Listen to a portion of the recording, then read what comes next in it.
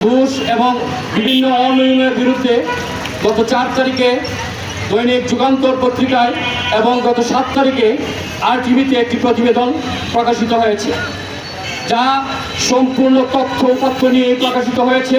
কিন্তু তারা এই সংবাদের কারণে তাদের নিজের অপকর্ম রাখার জন্য তারা এই 2 সাংবাদিক, যুগান্তরের প্রতিনিধি, যুগান্তরের জেলা প্রতিনিধি এবং স্টাফ রিপোর্টার যারা ফজলে রাব্বি এবং RTVর আখাউড়া প্রতিনিধি সাদ্দাম হোসেনের বিরুদ্ধে একটি চাঁদাবাজি মামলা করেছেন, যা অত্যন্ত দুঃখজনক এবং ভিত্তিহীন। আমরা এই কসবা প্রেস ক্লাবের পক্ষ থেকে এর তীব্র নিন্দা এবং প্রতিবাদ জানাচ্ছি। আমরা অনতিবিলম্বে এই মামলা প্রত্যাহারের দাবি জানাচ্ছি। আপনারা নিশ্চয় অবগত আছেন, ইতিমধ্যে সবাই জেনেছেন, তারা মামলায় যে বিষয়টি উল্লেখ করেছে দেখলেই বুঝতে পারবেন। ইমিগ্রেশনের দুর্নীতি নিয়ে নিউজ করায় ইমিগ্রেশনের ওসি যে মামলা করেছেন, এটা অত্যন্ত হাস্যকর, মিথ্যা এবং হয়রানিমূলক। আমি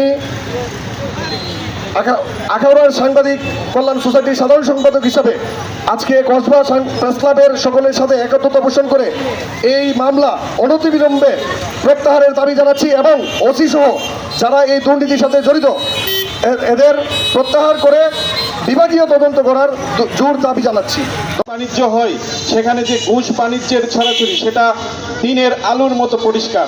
তাদের অপরাধ ছিল তারা তাদের ঘুষ বাণিজ্যের বিমুখে যখন একটা রিপোর্ট প্রকাশ করা হয়েছে, সেই রিপোর্টে লজ্জিত হয়ে উনি ওনার ডিপার্টমেন্টের কাছে কি জবাব দিবেন সেই ভয়ে তিনি একটা মিথ্যা মামলা দায়ের করলেন আখাউড়া থানাতে। আমরা অচিরেই সেই মিথ্যা মামলার প্রত্যাহারের দাবি করছি।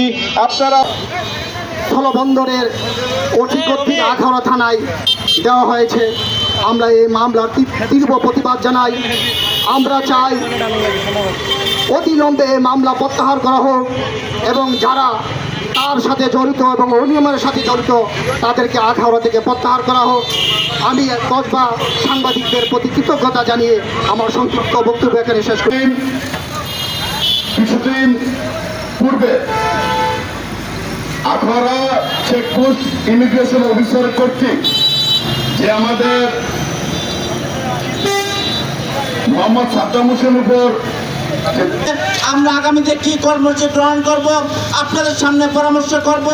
আমরা জেলার সাথে যোগাযোগ করছি, আমরা কেন্দ্রীয় প্রেস ক্লাব এবং কেন্দ্রীয় সাংবাদিক নেতৃবৃন্দের সাথে যোগাযোগ করে পরবর্তীতে কঠিন এবং কঠোর কর্মসূচি কীভাবে গ্রহণ করা যায় সেই ব্যাপারে আমরা আলোচনা করছি। বলেছে এই অবস্থায় আখাউড়া প্রেস ক্লাবের সাধারণ সম্পাদক ফজলে রাব্বি এবং সাদ্দাম হোসেনের বিরুদ্ধে যে মামলা করা হয়েছে, আমি মনে করি এটা 5ই আগস্টের চেতনার পরিপন্থী আবারও সাংবাদিকদেরকে টুটি চেপে ধরার চেষ্টা মাত্র। আমরা আজকের এই মানববন্ধন থেকে আবারও জোর দাবি জানাচ্ছি, এই মামলা প্রত্যাহার করে অনতিবিলম্বে আমাদের 3 দফা দাবি মেনে নেবেন।